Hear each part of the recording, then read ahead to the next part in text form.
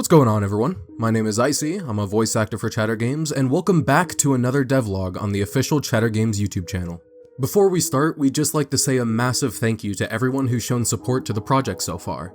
The retention on the first devlog genuinely caught us off guard, seeing people interested in the project, leaving feedback, and even giving suggestions in the r/SCP community on Reddit has been huge for us. So seriously, thank you. We hope to develop a game that every single one of you can enjoy. Since the last devlog, development has continued non-stop, and today we're going to be going over new SCPs we're adding, new rooms and interiors to the facility, and what's coming next for SCP Human Resources. To give a quick recap, SCP Human Resources is a multiplayer experience where you and 3 other players take on the role of Class D trustees, subjects who have proven themselves skillful and very compliant after surviving multiple tests. For 10 days, you are sent into different quarantine sectors of SCP facilities that have undergone containment breaches. Your objectives are to enter these areas one day at a time, find out which SCPs have breached, and find the proper tools to recontain them. If you can do this successfully for all 10 days, you will earn your freedom. Ever since the last time we spoke, we've been expanding the list of SCPs we want to add to our roster. While we have already shown some of the more well-known SCPs before, we want to quickly go over the direction we're taking with them in gameplay. Note that these are not the only SCPs we're adding to the game. We are aware that these are known for being the most used SCPs in SCP games, but worry not. We plan to add 20 new SCPs to the game, and more importantly, we want to pick some of the less seen or known ones, basically SCPs that you don't see a lot in other SCP games. With all that being said, let us show what our currently implemented SCPs do and how they function in-game.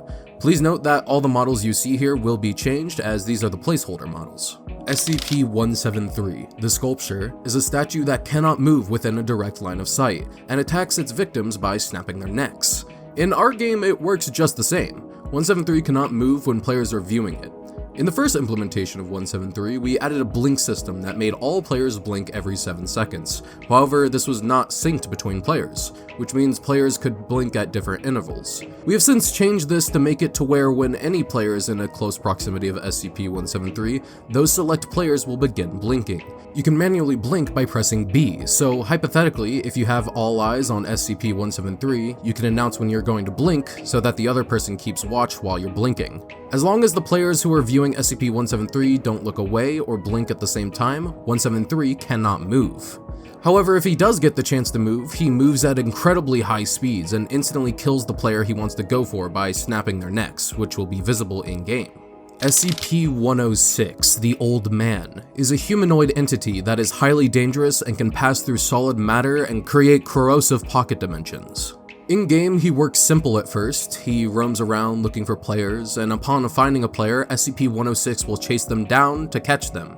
He may seem slow at first, but don't underestimate this dangerous anomaly, as shutting doors won't stop him from getting to you. SCP-106 is able to phase through any door, so there's no way to slow him down as of now, and just because you escape, that doesn't mean you're safe.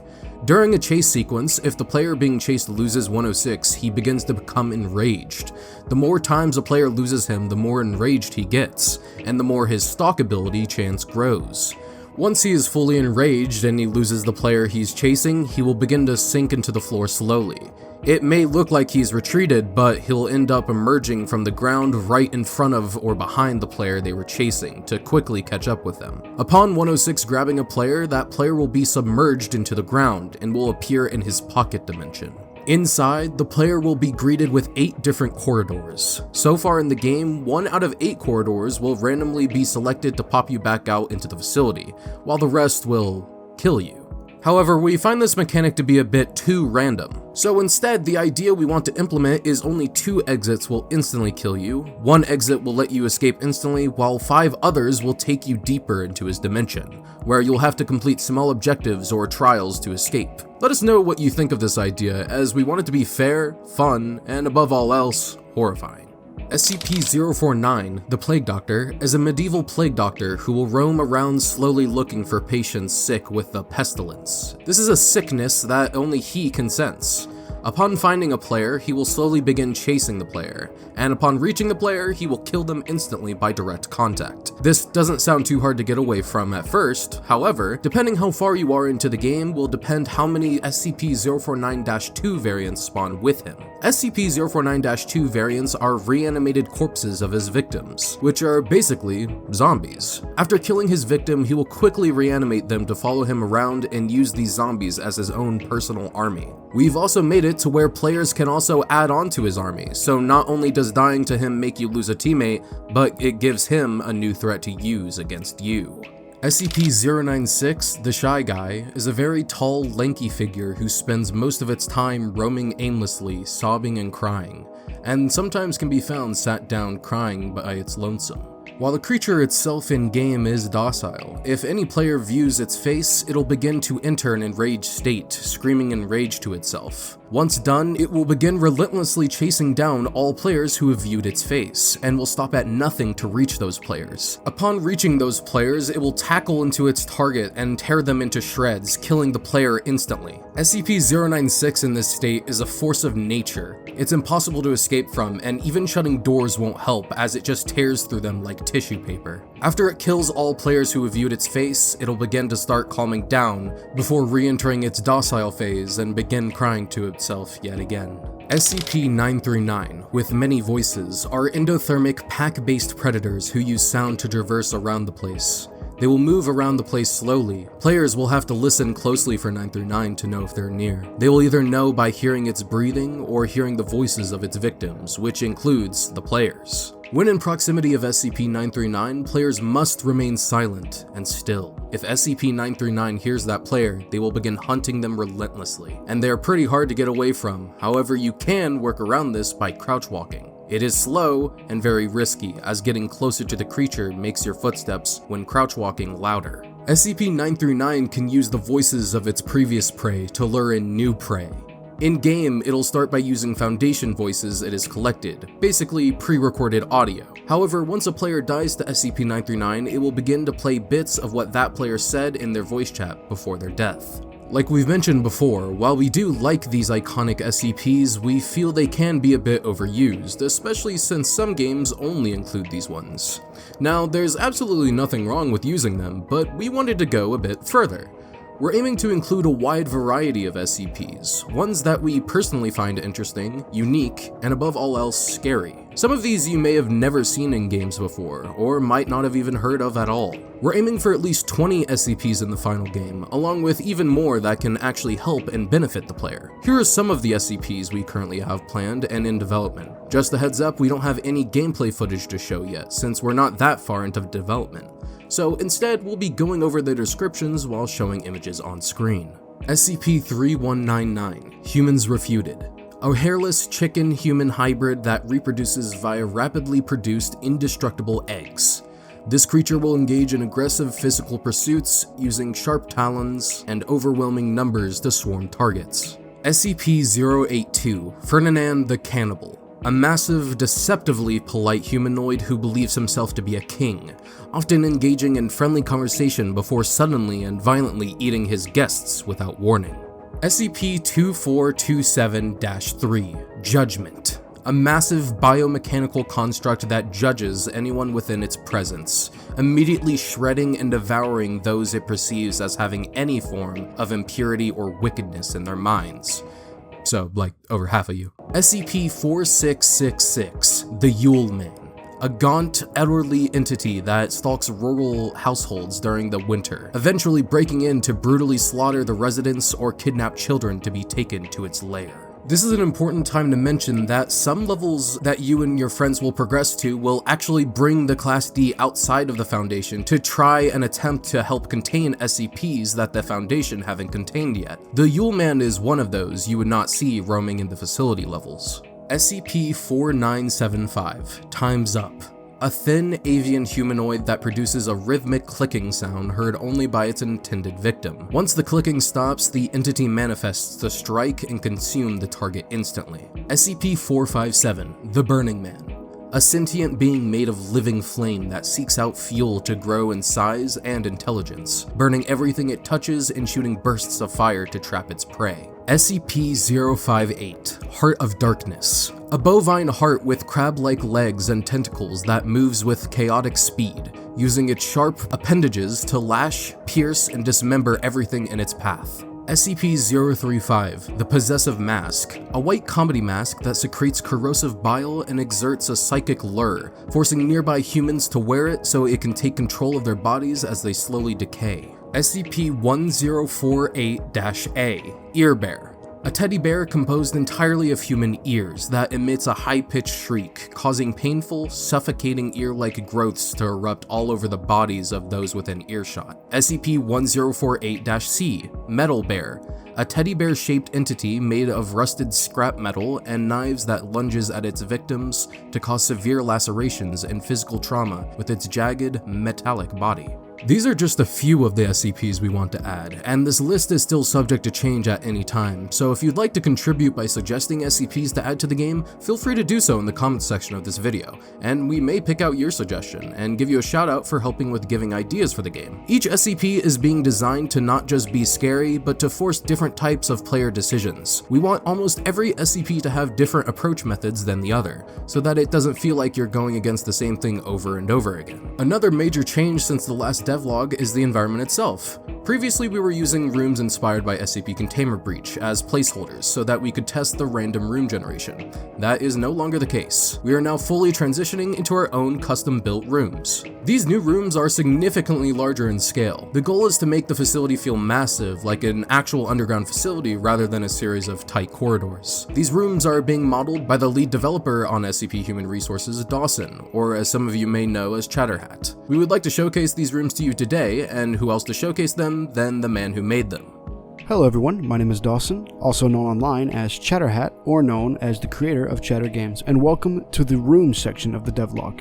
In this section of the devlog, I will go over all of the rooms that I have remodeled in replace of the current rooms that are being used from SCP Containment Breach. The reason they're being remodeled is, like I said, they're used from Containment Breach and we want our own original models for this game. We want everything to be owned by us, everything uniquely made by the team. Modeling is something I am new to. Well, not anymore. You see, there's been a huge gap between the time this devlog was scripted, recorded, and edited. As of recording this currently, I am now stationed in a camper, as my previous home was destroyed by a tornado.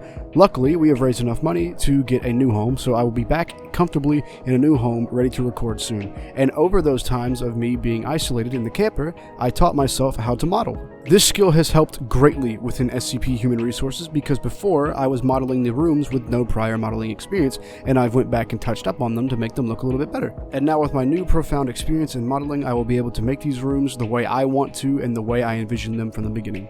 But with all that out of the way, I would like to open the engine and show you all the rooms that I have modeled so far. Note that these rooms are extremely unfinished and untextured, so what you're seeing now is a very small shape of the room, not necessarily how the room will look when it's finished. So I've went ahead and opened Unity, which is the engine I am using to make SCP Human Resources, and I want to go ahead and show you the first room, the three-way intersection. This is essentially a hallway with three different rooms.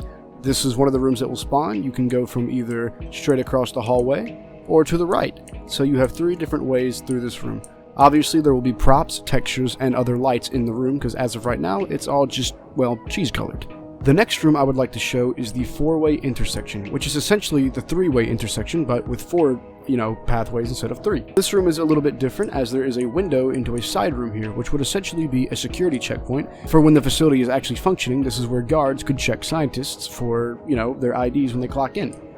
The hole in the roof here will also hold the SCP emblem, which will emit a light down into the room to light up the room. You can already see that some sort of prototyping has begun for the modeling of props in this room, as there are pipes on the two corner side walls. There will be a lot of other props in here, but nothing too much to where it blocks the gameplay. That's another thing I don't want, is too many props to where, well, it would either risk performance or make the game super hard to traverse because of all the stuff that would be in the way. The third room I would like to show is the airlock room. Essentially what this room is when you're entering through this room, you will go through this door. And upon entering this room, you will enter an airlock system. This is where 2 fans will be, and these will be covered with grating so that, you don't just fall inside of it.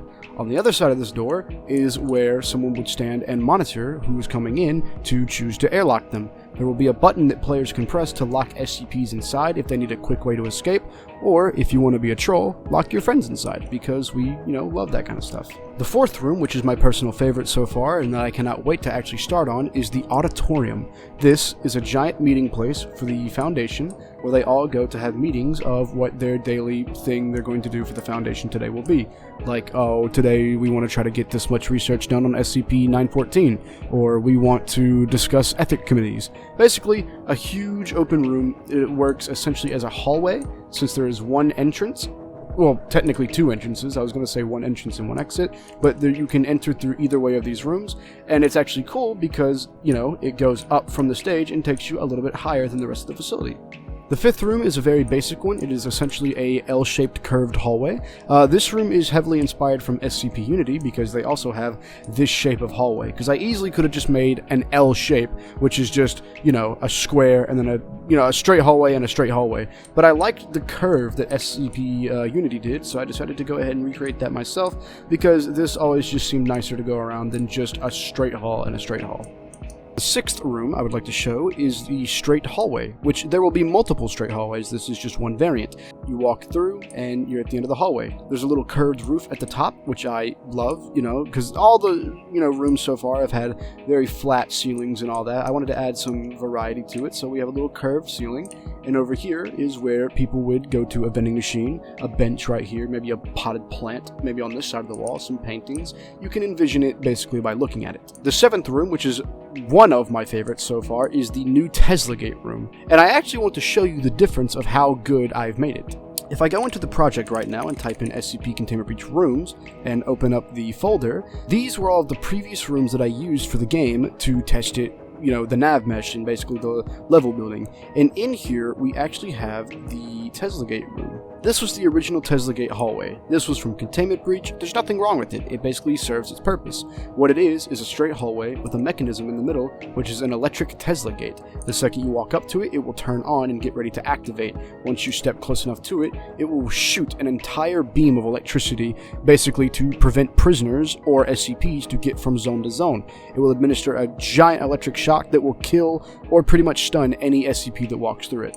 Well, I've went ahead and remade that room for this game, and I've made it a little bit more versatile, if that's the right word. So this is where the Tesla Gate would be. It is way bigger, way grander, way more of an actual mechanism. And you can see here, this is where it would start, and there will be some grading on the floor to show you where you can and cannot walk. I've added some pipes here on both sides. You can see that there is some sort of piping system going on in the facility. Still working on how I want it to look, but this is pretty much the idea so far. But let's go ahead and talk about the upstairs version. So, upon entering this door, you will have 2 ways to go. Upstairs, or through this little door here. This is essentially just a supply closet where you can gather loot, because there will be random loot spawning within the facility. If you were to go upstairs, you will go into the actual Tesla Gate, control room, which there will be nothing in this room besides like desks, files, and blah blah blah. But once you've arrived in this room, you will begin to notice that there will be a window here there will be a desk here with a bunch of buttons, which you can use to disable the Tesla Gate, which basically means that if your players found a Tesla Gate room and you want to disable the Tesla Gate to ensure you can pass through it safely, you can get one of your friends to walk up there and disable it and make sure that no matter who walks through it, it will not activate. However, the Tesla Gate is a very good item to have in the game to stun SCPs that are chasing you. That will be implemented later on. It is currently not implemented now, and it will stun different SCPs depending on which ones they are.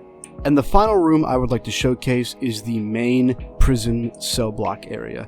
So essentially what this is, and don't mind all the junk around the place, this is usually the level I test items or SCPs in without having to load the actual facility so many times. Essentially what this is where the players will spawn. Before, in testing, when the game started, you just loaded into the main menu, created a server, and you were in the facility and the game was starting and people would join you. Now it has been refurbished to where players will spawn in their cells. This is a 4-player game, so 1 player would spawn here, 1 player would spawn here, and then 2 across the hall from them. And it's basically all the same cell. I do have to add beds and stuff, like I said. Everything is unfinished. However, this is actually the first room I've begun texturing. As you can see, there are textures on this. They do not have any normal maps though, so it kind of does look bad. And this texture is not to stay. This is a placeholder texture that I will not be using because I think it looks ugly. And you can see obviously the floor textures on the ceiling. It's all going to be fixed. It's all going to look good and be finished. But essentially what this room is a lobby area. So if I were to load the game right now, I would spawn in here and you could walk around and do whatever you wanted essentially, you know, sit at the table. There will be items and lists and stuff you can read about to learn your, you know, mission or adventure. And basically it's a waiting area for you to wait for your friends to join you. And then once all players have joined, you will be able to go through here, which would be an elevator. I'll make it look more like an elevator and not just a basic room eventually, and it will take you down into the facility where you will start. There will also be roaming guards up here, some scientists working back here, basically a big monitoring station to where you know you are being watched at all times. And then back here, of course, there's gonna be nothing back there except maybe like a supply closet with towels and stuff, because over here will be the shower room where the Class D will, well, shower. Now, obviously, there's not going to be showering mechanics in the game for obvious reasons, but, you know, it's still a nice little bit of storytelling and, well, environment storytelling, and, you know, I'm a sucker for small details, so what can I say? That is going to be all from my section of showing the rooms. I hope you guys like them. Feel free to leave any suggestions, any feedback, anything you'd want to see in these rooms. I will read them and see what I like about them and put them in the rooms if they're good. So thank you guys for watching this section, and I'm going to let Icy finish this devlog with a few more announcements. Thank you all for watching this part.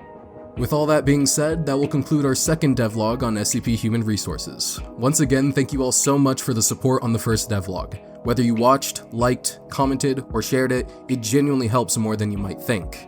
We're still early in development, but progress has been strong, and we're excited to keep showing more as things evolve. There's still a lot we haven't revealed yet, especially when it comes to deeper gameplay mechanics, player tools, and how recontainment actually works in detail, but we'll get there. That's all for this devlog. Thank you for watching, and we'll see you in the next one, where we'll discuss the containment methods for some of our SCPs in-game. Take care.